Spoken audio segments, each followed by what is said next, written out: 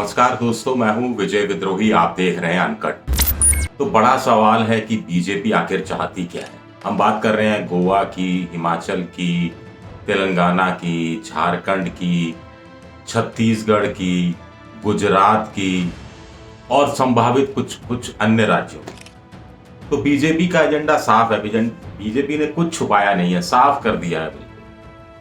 जहां जहां विपक्ष की सरकारें हैं उन सरकारों को तोड़ो, वहां एक नाथ शिंदे पैदा करो और अपनी सरकार बना लो। जहां बीजेपी की खुद की सरकार है लेकिन वहां चुनाव जल्द होने वाले हैं, वहां प्रमुख विपक्षी पार्टी जैसा कि गुजरात और हिमाचल, तो वहां पे कांग्रेस के ऐसे विधायक तोड़ो जिनका एक फॉलो जिनकी एक समर्थकों की टोली है, जिनके साथ आधार है, जनाधार है थोड़ा सा, तो उनको अपने साथ ले आओ। इससे बीजेपी को मजबूत बनाओ, कांग्रेस को कमजोर बनाओ। दोहरा फायदा। तीसरा, जहां जहां बीजेपी सत्ता में है और जहां चुनाव अभी बहुत दूर है, वहां भी तोड़ फोड़ की कार्रवाई करते रहो ताकि ये आदत कहीं खत्म ना हो जाए। ये आदत जारी रहनी चाहिए। अपनी पार्टी को और मजबूत बनाओ ताकि अगला चुनाव और आसानी से जीत जाओ। बीजेपी के सामने कांग्रेस हो या कोई भी अन्य विपक्षी दल हो, इसको बिल्कुल पस्त कर दो, इतना पस्त कर दो कि वो उठने की हिम्मत ही ना कर सके। इससे बीजेपी को क्या फायदा होगा? बीजेपी को दो तीन बड़े फायदे। पहला फायदा तो सबसे बड़ा ये है कि इस तरह का नैरेटिव सेट कर दो कि भाई आम आदमी सोचे कि साहब ये बीजेपी के अलावा कांग्रेस या किसी अन्य विपक्षी दल को वोट देने की जरूरत क्या है, आखिर कांग्रेस की तो सरकार बनने वाली नहीं है। दूसरा, वो सोचे कि कांग्रेस का जो विधायक जो उम्मीदवार है, अगर वो विधायक बन भी गया, उसको जितवा भी दिया तो क्या फायदा, तो बीजेपी में चला जाएगा। तीसरा, वो सोचे कि कांग्रेस की सरकार बन भी गई तो भी क्या फायदा, बीजेपी सरकार तोड़ ही देगी, उसमें दल बदल कुछ करवा ही देगी और अपनी सरकार बना ही देगी। तो कुल मिलाकर इससे अच्छा क्यों ना सीधा सीधा कान क्यों घुमा के बीजेपी तक पहुंचा जाए, हाथ क्यों घुमाकर बीजेपी तक पहुंचा जाए, सीधे सीधे बीजेपी को ही वोट दे दिया जाए, उन्हीं की सरकार।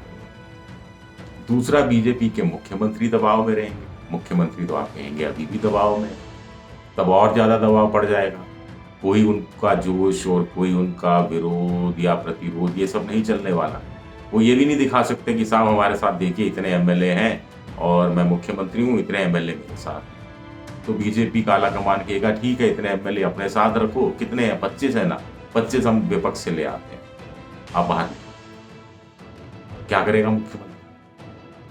एक वक्त था जब बात की जाती थी कि जिताऊ उम्मीदवार चाहिए, क्योंकि जो जिताऊ उम्मीदवार होगा वो कहीं जाएगा तो नहीं, 5 साल साथ ही रहेगा। लेकिन अब ये फॉर्मूला पिट गया है, अब ये फॉर्मूला चलने वाला नहीं है, पुराना पड़ गया है। अब है कि जिताऊ के साथ साथ टिकाऊ होना जरूरी है। टिकाऊ रहेगा तभी जिताऊ उम्मीदवार का फायदा है, नहीं तो क्या फायदा उस उम्मीदवार पर पैसा लगाने का, परिश्रम करने का, खून पसीना एक करने का, जबकि वो टिकाऊ नहीं रहने वाला। अपना पाला कबूतर दूसरे की छत पर बैठ जाए और वहां का दाना चुगने लगे तो कितना बुरा लगता है। तो ये क्या कहानी होती जा रही?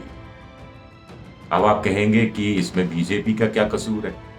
अगर अपना घर आप खुला छोड़कर खराटे भरेंगे, नींद के घोड़े की सवारी करते रहेंगे, तो चोर तो आकर चोरी करके चला ही जाएगा। इसमें चोर का क्या कसूर है? चोर को मौका तो आप दे रहे हैं, बिल्कुल मौका दे रहे हैं। कुछ लोग कह रहे हैं कि साहब इसमें कांग्रेस और विपक्षी दलों को आने वाले समय में बड़ा फायदा होगा। कैसे? कि जितने उनके यहाँ दागदार वाले नेता हैं, जिनके ईडी की जांच है, इनकम टैक्स की जांच है, सीबीआई की जांच है, किसी और एजेंसी की जांच है, वो सब तो बीजेपी में चले जाएंगे, सारा कचरा बीजेपी में चला जाएगा। तो जो बीजेपी शुचिता की बात करती थी, तो बीजेपी तो पापियों की पार्टी बन जाएगी और विपक्षी दल जो कि पापियों की पार्टी कहलाया करते थे, या कांग्रेस, वो सब पवित्र शुचितावादी पार्टियां बन जाएंगी। क्या ऐसा होगा? ये कहना बड़ा मुश्किल है, क्योंकि हम भी अच्छी तरह से जानते हैं कि जब बीजेपी शुचिता की बात करती थी तो उसके साथ कोई जाता नहीं था।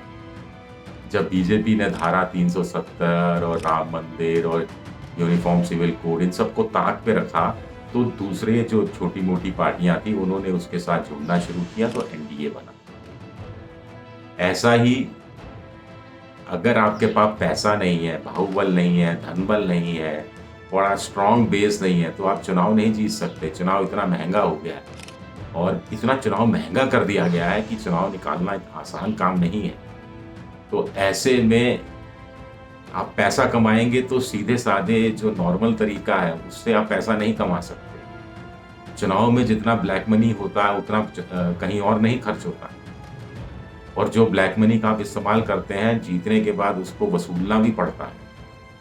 तो ऐसे में चुनाव तो वही निकाल पाएगा, जो बाद में ईडी की नज़र में आएगा। जो बाद में ईडी की नज़र में नहीं आया, वो काय का राजनीतिक, काय का पॉलिटिशियन। क्या ये एक नैरेटिव बनता जा रहा है देश में? ये एक बड़ा सवाल है।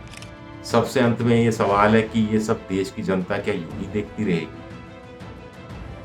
देख ही रही है अब तक। कुछ कर पाएगी? लोग कहते हैं कि साहब जब विपक्ष नकारा, निकम्मा हो जाता है, अशोक गहलोत बड़ा निकम्मा शब्द का इस्तेमाल करते हैं आजकल।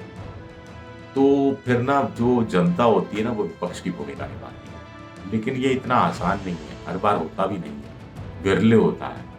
और ऐसे में भी एक पॉलिटिक्स से जुड़ा हुआ एक निर्लिप्त नेता चाहिए होता है, जैसे जेपी थे, जैसे कुछ हद तक हरकिशन सिंह सुरजीत थे।